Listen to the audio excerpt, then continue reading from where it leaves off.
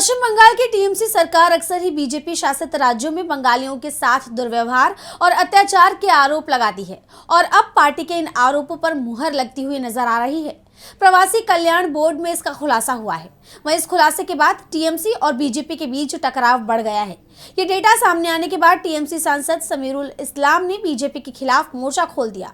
तो प्रवासियों को लेकर ऐसा क्या खुलासा हुआ है जिससे बढ़ गई है बीजेपी की मुश्किलें, और क्या है पूरी खबर, जानने के लिए देखिए ये रिपोर्ट। बीजेपी शासित राज्यों में बंगालियों के साथ दुर्व्यवहार और अत्याचार के आरोप टीएमसी अक्सर ही लगाता रहा है और इस बीच पश्चिम बंगाल प्रवासी कल्याण बोर्ड ने इन आरोपों को पुख्ता करने का काम किया है।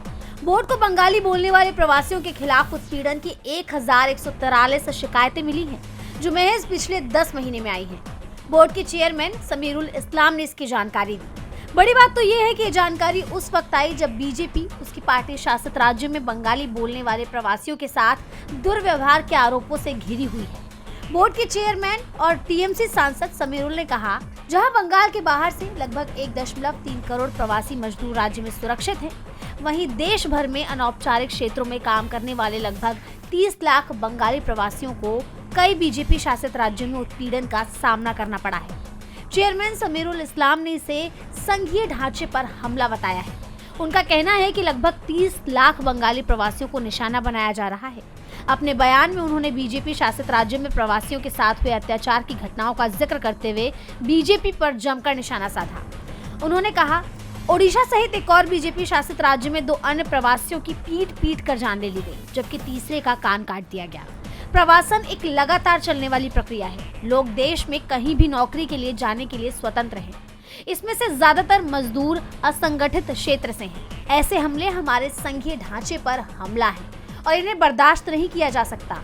उन्होंने इस मामले पर चेतावनी भी दी है और मार्च 2026 में इस मुद्दे को जोर शोर से उठाने का ऐलान किया है। उन्होंने दावा किया है कि देश की 38% आबादी प्रवासी है और प्रवासन कोई अपराध नहीं।